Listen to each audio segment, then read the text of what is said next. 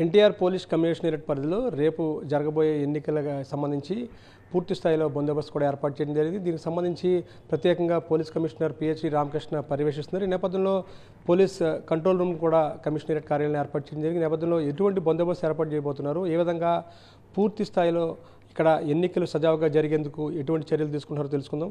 Sir, ఏ విధమైన చర్యలు తీసుకోవడం జరిగింది, ఏ విధంగా బందోబస్తు ఏర్పాటు చేస్తున్నారు, ఎన్టీఆర్ పోలీస్ కమిషనరేట్ పరిధిలో ఏ విధంగా ఏర్పాటు చేయడం జరిగింది? ఈ 2024 జనరల్ ఎలక్షన్స్ కోసం ఎన్టీఆర్ కమిషనరేట్ పరిధిలో 7 అసెంబ్లీ కాన్స్టిట్యున్సీస్ అండ్ పార్షియల్గా ఇంకొక కాన్స్టిట్యున్సీ ఉండడం జరిగింది. దీనికోసం ఒక 5,000 మంది మా సివిల్ ఫోర్స్తోనూ 13 కంపెనీల సిఏపిఎఫ్, అలాగే ఒక 10 ప్లటూన్లు మా స్టేట్ ఏపీఎస్పీ. ఇది కాక we're taking support from NSS and NCC. 1,300 మంది ఎన్ఎస్ఎస్, ఒక 100 మంది ఎన్సీసీ, మిగిలిన డిపార్ట్మెంట్ వాళ్ళు కూడా కొంత అదర్ డిపార్ట్మెంట్స్ కూడా కొంతమంది ఫోర్స్ మాకు రావడం జరిగింది.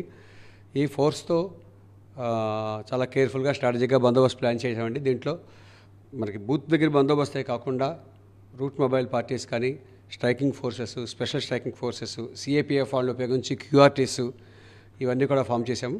అన్ని లెవెల్లో కూడా సఫిషియెంట్ బందోబస్తు ఇవ్వడం జరిగింది. ఎవరైతే యాంటీ సోషల్ ఎలిమెంట్స్ ఉంటారో వాళ్ళందరినీ బైండ్ ఓవర్ చేయడము, కౌన్సిలింగ్ చేయడము, కొన్ని చోట్ల కేసులు పెట్టి అరెస్ట్ చేయడము. ఇప్పటివరకు ఎంసీసీ వైలేషన్లో ఆల్మోస్ట్ 100 కేసుల దాకా పెట్టడమైంది. ఇప్పటిదాకా అన్నింటిలో కూడా ఆల్మోస్ట్ అరెస్టులు కూడా కంప్లీట్ అయ్యాయి. అంతేకాక సీజర్స్కి వచ్చేసరికి మేము ఒక 12 ఇంటర్ స్టేట్ చెక్ పోస్టులు, 10 with in the state check పోస్టులు, ఇది కాకుండా ఒక 50 దాకా స్టాటిక్ సర్వైలెన్స్ టీమ్స్, ఒక 55 ఫ్లయింగ్ స్క్వాడ్స్, వీళ్ళందరినీ ఉపయోగించి వేరియస్ టైప్స్ ఆఫ్ చెకింగ్స్ చేయడం జరుగుతుంది.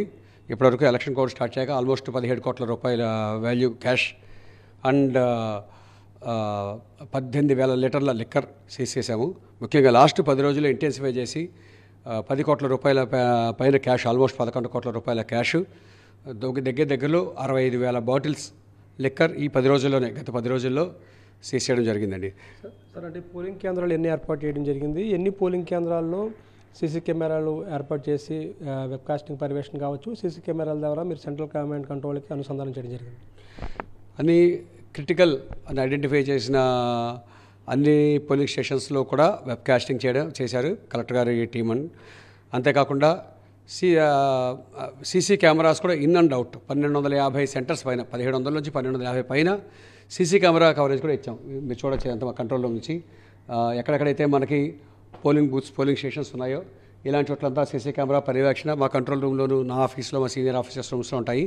అలాగే పోలింగ్ బూత్ సంబంధించి కలెక్టరేట్లో కూడా పోలింగ్ బూత్ లోపల ఏం జరుగుతుందన్నది వాళ్ళు కూడా they will also be observing. So పూర్తి ఏర్పాట్లు అయితే సీసీ కెమెరాస్లో జరిగింది. ఇంకా మేము ఎక్స్పాండ్ చేస్తున్నాం. ఇంకా ఎక్కడైతే పోలీస్ యాంగిల్లో కూడా పాజిబిలిటీ ఉంటుందో, not only in the polling booths, బయట కూడా నియరెస్ట్ సెన్సిటివ్ ఏరియాస్లో కూడా మా దగ్గర ఉన్న ఆల్రెడీ ఉన్న కెమెరాస్ పెట్టడమే కాకుండా కొత్త కెమెరాస్ మేము పోలీస్ ద్వారా ఇంక్లూడ్ చేయించి అది కూడా మా కంట్రోల్ మీద కనెక్టివిటీ ఇచ్చాము. సరే అండి, ఇప్పుడు ఎన్ని సమస్యాత్మకమైన పోలింగ్ కేంద్రాలు గుర్తించడం జరిగింది? సమస్యాత్మకమైన కావచ్చు, అతి సమస్యాత్మకమైన కావచ్చు. అంటే ఇప్పుడున్న డెఫినేషన్లో క్రిటికల్, నార్మల్ రెండే ఉన్నాయండి. ఎలక్షన్ కమిషన్ డెఫినేషన్లో క్రిటికల్లో కూడా వేరే డెఫినేషన్స్ ఉంటాయి. క్రిటికల్ అంటే ఐడెంటిఫై చేసినంత మాత్రాన అవన్నింటిలో కూడా ఏదో లా అండ్ ఆర్డర్ ప్రాబ్లం వస్తుందని కాదు. చాలా రకాల పారామీటర్స్లో క్రిటికల్ ఐడెంటిఫై చేస్తారు. ఫర్ ఎగ్జాంపుల్ 90% కన్నా ఓటింగ్ జరిగింది ఎక్కడైనా అంటే అది క్రిటికల్ కింద లెక్కేస్తారు. అక్కడ ఏం లా అండ్ ఆర్డర్ ప్రాబ్లం లేకపోవచ్చు. 10% కన్నా తక్కువ జరిగింది, అది క్రిటికలే. డిస్ట్రిక్ట్ బార్డర్లో ఉంటాయి కొన్ని, అవి కూడా క్రిటికలే. ఇవన్నిట్లో కూడా సమస్యాత్మకమైన ప్రాంతాలు కాదు అవి, క్రిటికల్ పోలింగ్ స్టేషన్స్ అంటే. అలాగే ఎక్కడైనా పోలీస్ కేసు రిజిస్టర్ అయినో కానీ, కొంచెం పొలిటికల్ టెన్షన్స్ కానీ లేకపోతే వైలెన్స్ కానీ జరిగే అవకాశం ఉందో వాటిని కూడా క్రిటికల్లో లెక్కేస్తాము. ఫోకస్ చేయాల్సిన పోలింగ్ కేంద్రాలు ఎన్ని ఉన్నాయంటారు అసలు? మాకు లా అండ్ ఆర్డర్ పాయింట్లో ఒక 180 సుమారుగా పోలింగ్ కేంద్రాలు మేము ఐడెంటిఫై చేశాము. అన్ని చోట్ల కూడా మేము సిఏపిఎఫ్ ఫోర్స్ అరేంజ్ చేశాము. అంతేకాకుండా మా ఫోర్స్ కూడా సప్లిమెంట్ చేయడము. అలాగే మిగిలిన వాటిని నెగ్లెక్ట్ చేయడం కాదు. రెండోది, మేము సమస్యాత్మకం అని అనుకున్నామంటే అక్కడ ఏదో జరిగిపోతున్నా మాత్రం ఎవరు వరి అవ్వకల్లా. ఏదో పాత హిస్టరీ వల్లనో లేదంటే అక్కడ ఉన్న ఈక్వల్గా ఉన్న ఫైట్ వల్ల కానీ ఛాన్సెస్ ఏమైనా ఉన్నాయేమో అన్న దాని మీద చేస్తాం తప్ప క్రిటికల్ని ఐడెంటిఫై చేసినంత మాత్రం అక్కడ వైలెన్స్ జరుగుతుందని కాదు. ఈసారి ఎన్నికలైతే మన విజయవాడ జిల్లాలో ఎన్టీఆర్ పోలీస్ కమిషనరేట్ పరిధిలో పూర్తిగా పీస్ఫుల్గా అవుతాయి. ఇష్యూ అయితే ఏముంటుంది.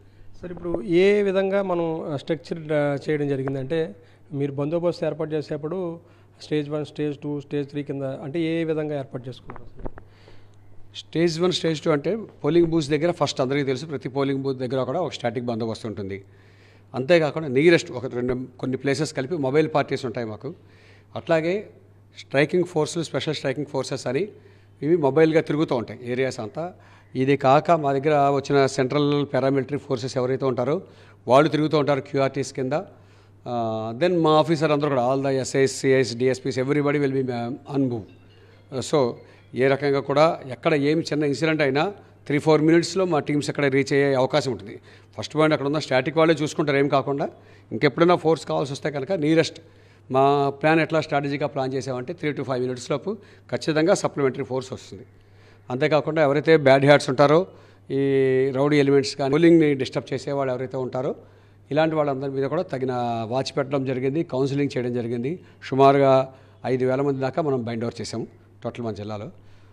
మనం చూసుకోవచ్చు ఈరోజు అంటే రేపు ఉదయం పోలింగ్ అనేది ప్రారంభం 7 గంటలకు ప్రారంభం కాబోతుంది. దీనికి ముందే ఇప్పటికే పోలీస్ కమిషనరేట్ పరిధిలో ఏదైతే ఇప్పటివరకు దాదాపుగా 1900 పైగా పోలింగ్ కేంద్రాలు ఉన్నాయి, వాటన్నింటిలోనూ కూడా ప్రత్యేకమైన బందోబస్తు ఏర్పాటు చేయడం జరిగింది. దాదాపుగా మనం చూస్తే కనుక 70% వరకు కూడా సీసీ కెమెరాలు ఏర్పాటు చేసి సీసీ కెమెరాల పర్యవేక్షణ ద్వారా కూడా అక్కడ పోలింగ్ను పర్యవేక్షించబోతున్నారు. ఇక్కడ మనం చూస్తే కనుక ఈ పోలీస్ కమిషనరేట్ కార్యాలయంలోనే ప్రత్యేకంగా ఒక సెంట్రల్ కమాండ్ సిస్టమ్ ఏర్పాటు చేయడం జరిగింది. ఇక్కడి నుంచి పోలీస్ కమిషనర్ దీన్ని పర్యవేక్షించడం జరుగుతుంది. ఎక్కడెక్కడ ఏ విధమైన పరిస్థితులు ఉన్నాయి, సీసీ కెమెరాలు అన్ని చోట్ల కూడా అమర్చడం జరిగింది. దాదాపుగా మనం చూస్తే కనుక 70% పైగా పోలింగ్ కేంద్రాల్లో ఈ విధంగా సీసీ కెమెరాలు ఉన్నాయి. ఈ నేపథ్యంలో ఎక్కడెక్కడ పోలింగ్ ఏ విధంగా జరుగుతుంది, పోలింగ్ అవుట్ సైడ్ ఏ విధంగా ఉంది, ఎక్కడైనా సరే డిస్టర్బెన్స్ ఉన్నప్పుడు, లేదంటే కనుక ఎక్కువ మంది గుమ్ముకూడినా, లేదంటే కనుక ఏదైనా అవాంఛనీయ సంఘటనలు జరిగే పరిస్థితులు ఉన్నప్పుడు ఇక్కడి నుంచి కూడా కమిషనర్ మానిటరింగ్ చేస్తారు. ఈ నేపథ్యంలోనే చాలా ప్రశాంతంగా ఎన్నికలు నిర్వహించడానికి అన్ని ఏర్పాట్లు చేశామనేది కూడా కమిషనర్ పిహెచ్ రామకృష్ణ చెప్తున్నారు. ఓవరాల్గా చూస్తే కనుక